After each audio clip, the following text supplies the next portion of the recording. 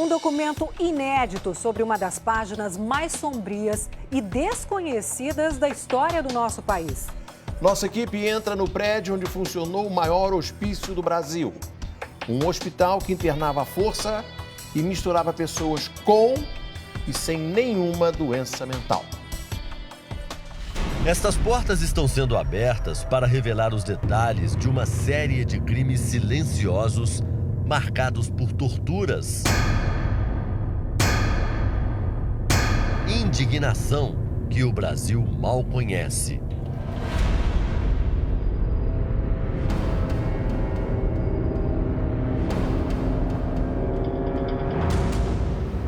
O Domingo Espetacular percorreu os corredores do antigo Hospício Colônia, em Barbacena, Minas Gerais. O complexo hospitalar abrigou o maior hospício do país. De 1950 a 1980, o hospital psiquiátrico viveu uma fase de terror. A internação de pacientes que não sofriam de doenças mentais.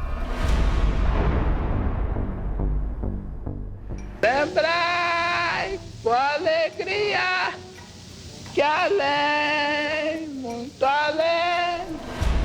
Por trás da aparência de manicômio, um crime estarrecedor era cometido aqui. A prisão, muitas vezes perpétua, de pessoas que nunca mataram, roubaram ou fizeram mal a alguém. Os pacientes vinham de trem que chegava lotado depois de passar por várias cidades do país. O desembarque já era nos fundos do Colônia. Os passageiros não eram informados sequer sobre os motivos da viagem inesperada, muito menos sobre o terror que teriam que enfrentar da portaria em diante. O Colônia virou uma espécie de depósito de lixo humano.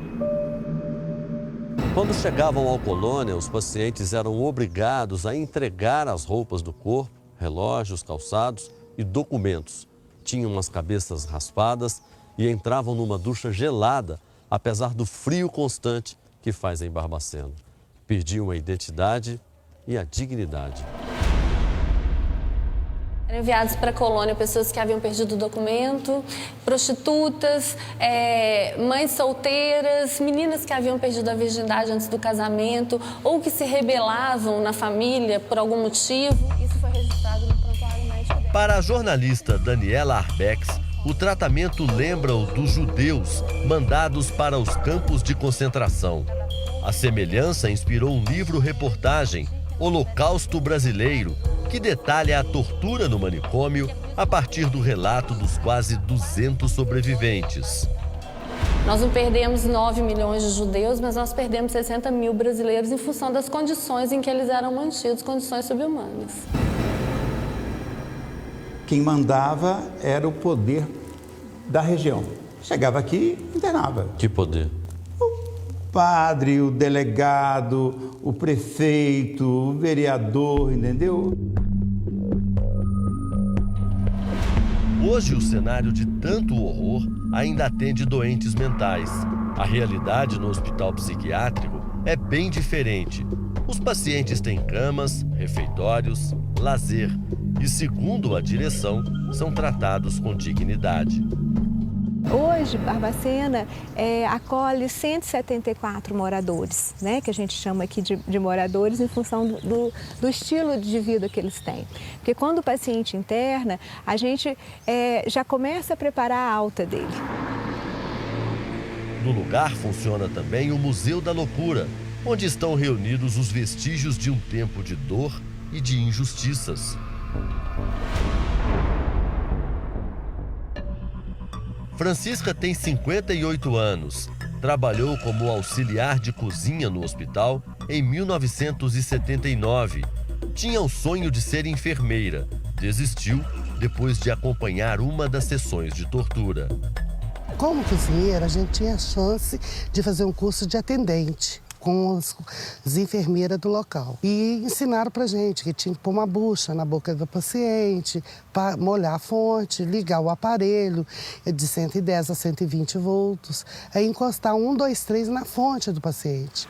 Aí, aqui nas têmporas? Aqui assim nas fontes mesmo do paciente. E nisso, eu vi uma paciente morrer ali na hora, sabe?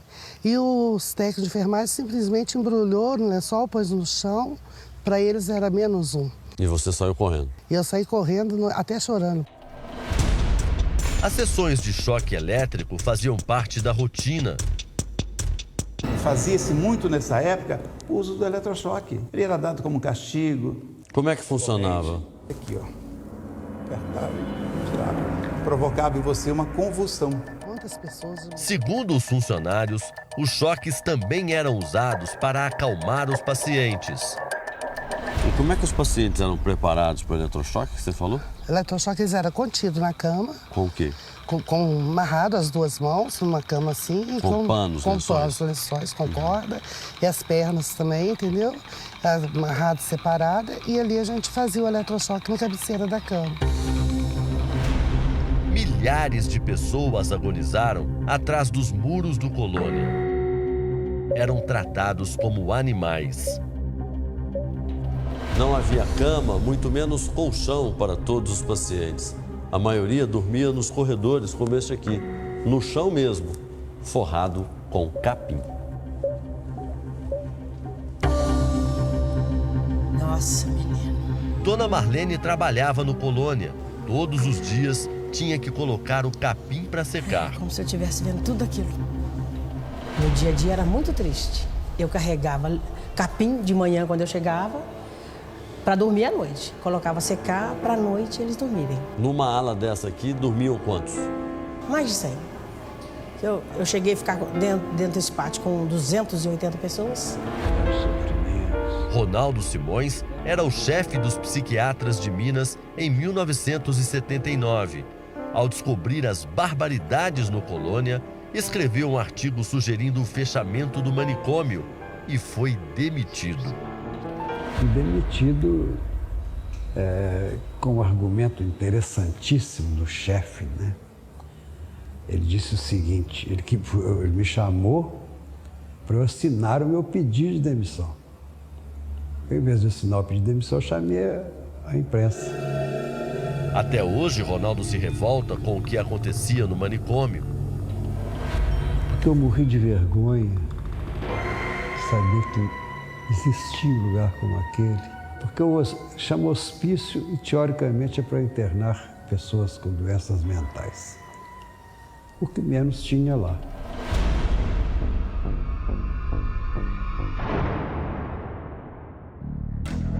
Os primeiros flagrantes das atrocidades nos porões da loucura escandalizaram o país. Na época, a revista Cruzeiro publicou uma série de fotos. As imagens mostravam pacientes nus, bebendo água do esgoto, magros e doentes. Pelo menos 33 pacientes eram crianças. Na época, apesar da repercussão da notícia, nada foi feito para pôr fim a tanto sofrimento. Por esse movimento que também existia aqui em Minas e... O jornalista Elvésio Raton foi o primeiro e o único a gravar o que acontecia dentro do Colônia. Os registros são do ano de 1979. Belo pra mim, quando estou a sofrer. E deram origem ao curta Em Nome da Razão. O documentário não possui uma trilha sonora. O diretor deu prioridade apenas aos sons do local, que para muitos eram os sons do inferno.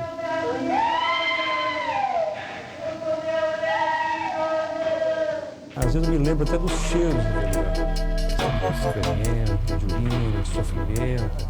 Até hoje eu me lembro desse cheiro, sabe? Algo que ficou impregnado.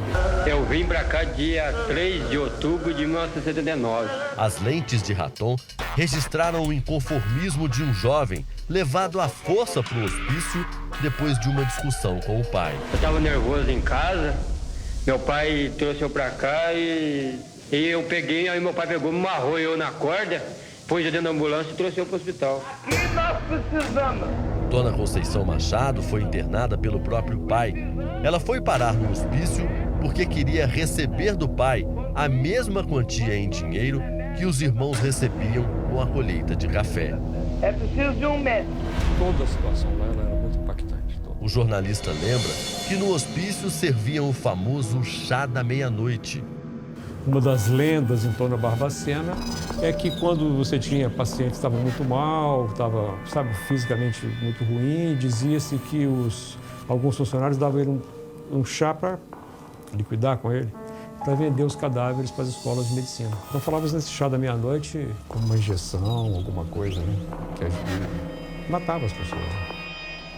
Quando o paciente morria, se a família não reclamava o corpo, o cadáver era vendido para alguma escola de medicina.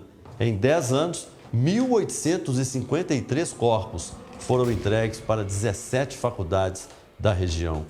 E para o fornecimento de ossos, corpos eram cozidos em tambores de gasolina diante dos outros pacientes. Os parentes que estavam aqui do lado de fora tinham conhecimento desse tratamento? Eu creio que sim e creio que não, entendeu? É difícil te afirmar isso. Mas eu só sei dizer que os familiares não queriam os pacientes no seu domicílio. Ou seja, quando você dava alta, assustava. Eles queriam, a cultura deles é de que doente mental tinha que vir para o hospital, quem incomodava tinha que vir para o hospital e aqui ficava. Os pacientes também sofriam outros tipos de castigo. E aqueles que agitavam mais eram conduzidos às celas. Cada pavilhão tinha 3, 4, 5, 6 celas. Embora não tivessem cometido crime algum?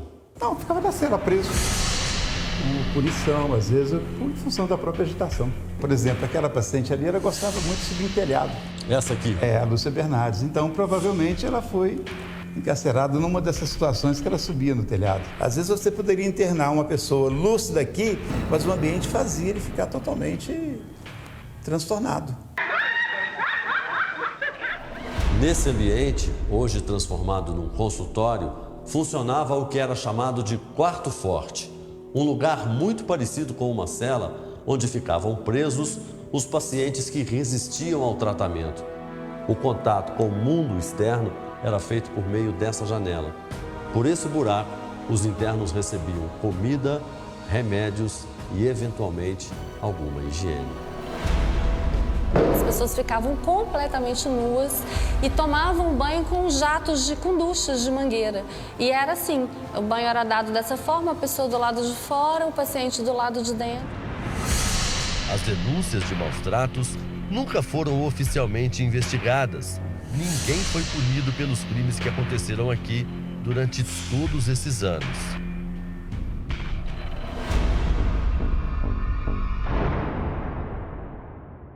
Elas ficavam nas celas meses. Durante a pesquisa, a jornalista descobriu que muitos pacientes conseguiram sobreviver ao tratamento do Colônia. Aqui eram os porões e muitas mulheres, para fugir de castigos, para fugir do eletrochoque, passavam às vezes uma semana escondidas aqui dentro. E como elas não tinham alimentação, não tinham comida, muitas vezes elas comiam ratos. Ratos? Ratos. Algumas das vítimas eram crianças que nasceram aqui e não puderam crescer ao lado das mães. Um dos prontuários conta a história de Sueli Rezende. A paciente ficou grávida no hospício. A criança foi doada logo depois do nascimento. E ela nunca mais encontrou essa filha. E todo aniversário da filha, ela falava: hoje a minha filha morena faz 1 ano. Hoje a minha filha morena faz 10 anos. Hoje a minha filha morena faz 25 anos. Todo aniversário da filha ela lembrava da filha. No final ela morreu chamando pela filha. João Bosco também foi arrancado dos braços da mãe, que chegou grávida ao hospital. Ele foi criado em um orfanato, cresceu sem ter notícias da mãe, hoje é casado, tem um filho e se tornou bombeiro. Depois de 45 anos, ele voltou ao local, pela primeira vez. Já imaginou você ter nascido no hospício, e um dia você chegar no pavilhão do hospício, você nasceu, cara? Tenta imaginar uma coisa dessa. Como é que é para você voltar aqui? É terrível.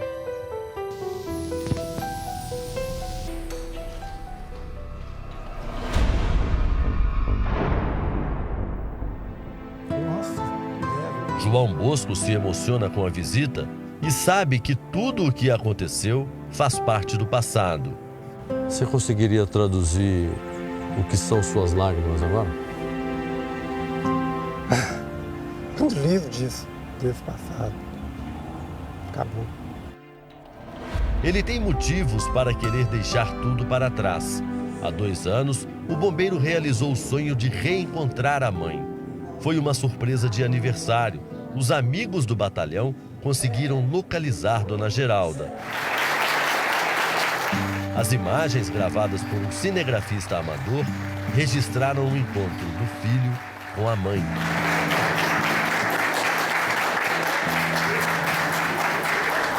Projetaram lá uma foto minha criança, normal, e projetaram uma foto que eu não conhecia, uma foto que eu não vi, que eu nunca vi na vida, pessoal. Estranho. Aí de repente sai minha mãe lá de dentro, com os meus irmãos.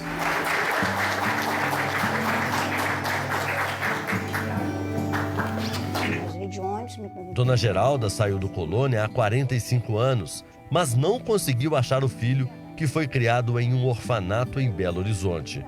Como é que foi para a senhora esses 45 anos sem seu filho? Foi muito triste, né? Muito triste.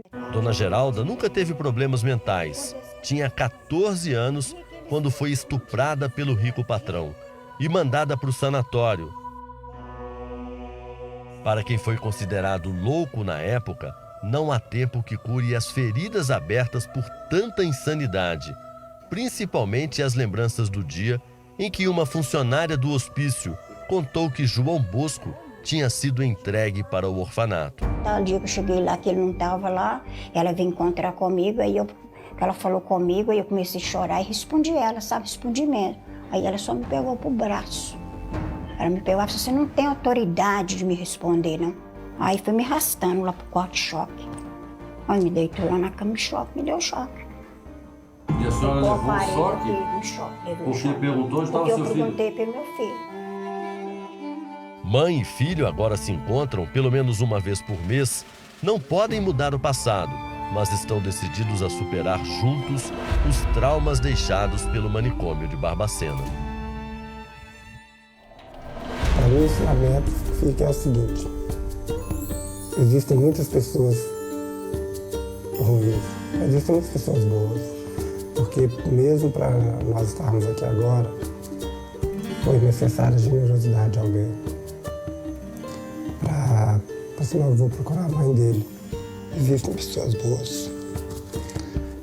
E elas é que têm que ser lembradas.